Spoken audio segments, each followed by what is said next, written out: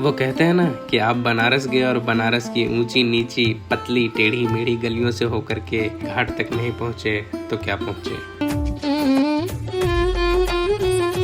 नमस्ते मेरे दोस्त, मैं हूं अभी बनारस में। बनारस तो नहीं कहेंगे, तो एक्चुअल नाम था पहले वाराणसी, जिसको रीनेम कर दिया बनारस के नाम से। तो आप सभी को हर हर महादेव।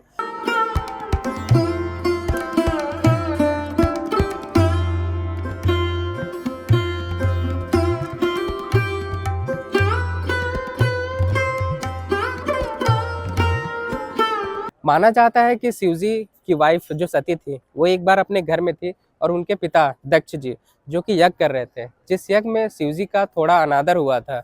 ये देख करके सती जो अपने पति का अनादर एक्सेप्ट नहीं कर पाई, उन्होंने आग के ऊपर में कूद करके अपनी सेक्रीफाइस दे दी।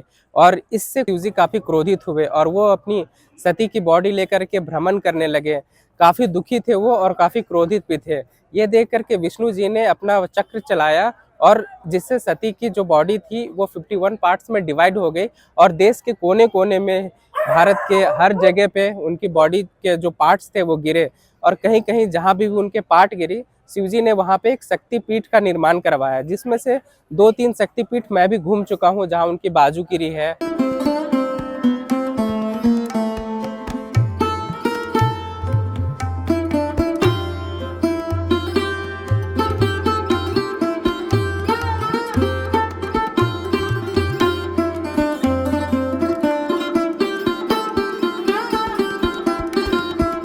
कहा जाता है कि मणिकर्णिका में सती जी की ईयररिंग गिरी थी, जिसके वजह से इसका नाम मणिकर्णिका पड़ा।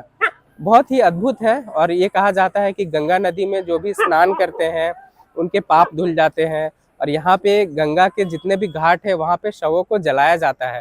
कहा जाता है कि यहाँ शवों को जलाने से, उनकी अस्थियां को विसर्जन करने से मोक्ष की प्राप्ति होती है। मोक्ष की प्राप्ति कहने का मतलब है कि हमारा बहुत बार जन्म होता है, हम बहुत बार रीबर्थ होती है। जब हमें इंसान को एक बार मोक्ष की प्राप्ति हो जाती है तो फिर हमारा रीबर्थ नहीं होता, हमारी आत्मा जो है वो हमेशा के लिए स्वतंत्र हो जाती है।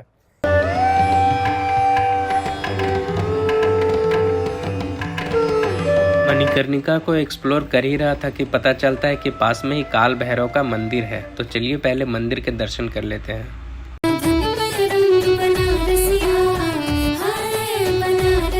बनारस में काल भैरव के दर्शन हो, काशी विश्वनाथ के दर्शन हो, इन सारी मंदिरों को जाने के लिए बहुत सारी गलियों से होकर के गुजरना पड़ता है।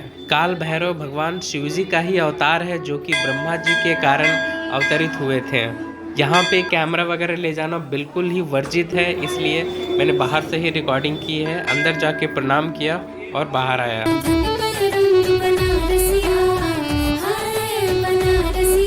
काल भैरव के दर्शन होने के बाद हम कुछ नाश्ता करते हैं, जिसमें हम कचौड़ियाँ वगैरह खा करके, काफ़ी डिलीशियस होती है बनारस की कचौड़ियाँ बता दो तो।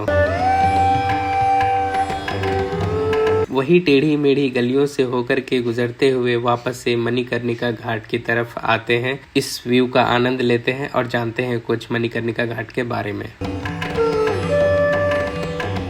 ये जो मणिकर्णिका घाट है, यहाँ पे शवों को जलाया जाता है। बनारस में जितने भी लोग होते हैं जिनकी मृत्यु होती है, काफी दूर से भी बॉडी को यहाँ पे लाया जाता है। मेरे पीछे आप देख पा रहे होंगे कि बहुत सारी लकड़ियां आपको यहाँ पे दिख रही होगी और कई लाशें हमेशा जलती रहती है। माना तो ये भी जाता है, अपने रियल आंखों से देख पा रहा हूँ कि यहाँ की चिताएं जो है वो कभी खत्म नहीं होती। मतलब हमेशा यहाँ पे किसी न किसी की लाशें जो है वो जलाई जाती है। अगर बात करें जीवन की, तो जीवन तो नश्वर है, जीवन का कोई मोल नहीं है। लेकिन हम इंसान है, छोटी छोटी बातों पे लड़ते झगड़ते रहते हैं, बातें करते हैं, तुमने मेरा ये ले लिया, तुमने मेरा वो ले लिया। गीता की बात तो आपको याद ही होगी, हम क्या लेकर आए थे और क्या लेकर जाएंगे। जिस दिन आप इस चीज़ को समझ लेंगे, उस दिन आप छोटी छोटी चीज़ों को लेकर के लड़ाई झगड़ा नहीं करेंगे।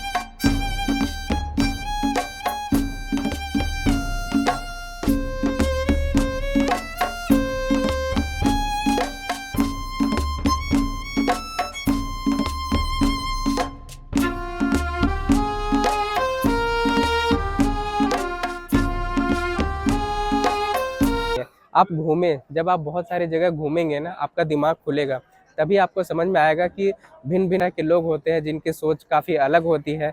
एट द एंड हम जीवन में कुछ भी करते हैं, हमें मरना तो है ही, और इसी तरीके से गंगा में विसर्जित हो जाना है या फिर गांव के किसी तालाब में, कुएं में विसर्जित हो जाना है। हमारे हिंदू धर्म में कहा जाता है कि लाशों को जलाया जाता है। लाशों को जलाया इसलिए जाता है क्योंकि हमारे जो शरीर हैं वो बनते हैं 5 तत्वों से। हमें जलाया जाता है तो हमारी अस्थियां जो होती है उनको विसर्जित कर दिया जाता है, जिससे हम वापस से उसी अपने 5 तत्वों में विलीन हो जाएं।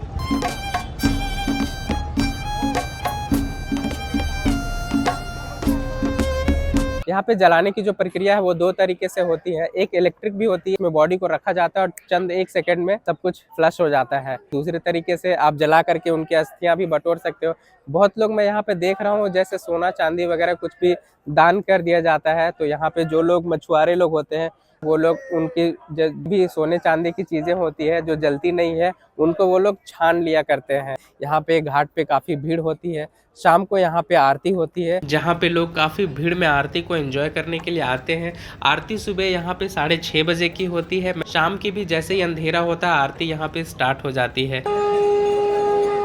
भीड़ इतनी ज़्यादा होती है कि आप आरती को दूर से देख सकते हो। अगर आप पहले आते हो तो आपको चेयर भी मिलेगी, आप पास से जाकर के भी आरती को देख सकते हो।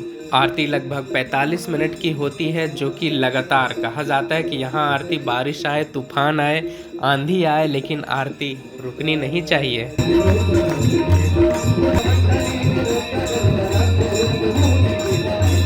मैं तो कहूँगा अगर आप नीचे से आकर के आप इधर से फ्रंट से देखोगे तो आपको ज़्यादा मज़ा आएगा।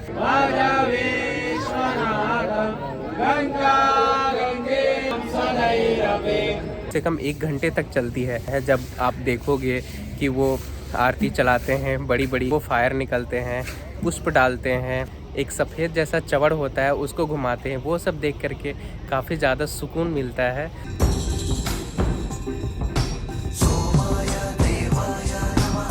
और यहाँ पे इस घाट पे जब आएंगे तो आपको बहुत सारे बोट मिलेंगे जो कि चल रहे होते हैं। बोटिंग होती है, काफ़ी अच्छी होती है।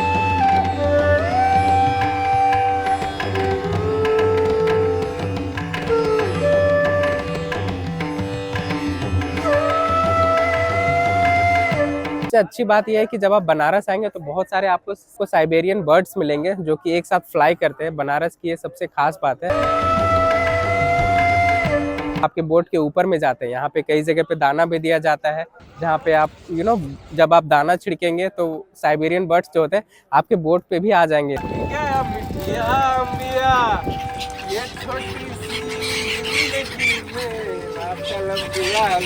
वहाँ पे फोटोज वगैरह खींच सकते हैं। काफी अच्छा अनुभव होता है जब आप इन पक्षियों को एक साथ उड़ते हुए देखेंगे।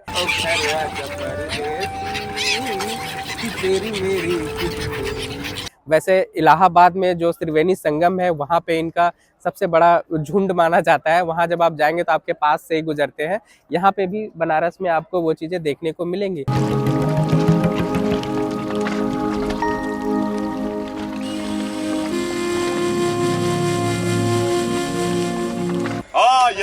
और भाई साहब दूसरी वीडियो लेके जल्दी आएंगे और थोड़ा भाई साहब थोड़ा इंतजार करिए।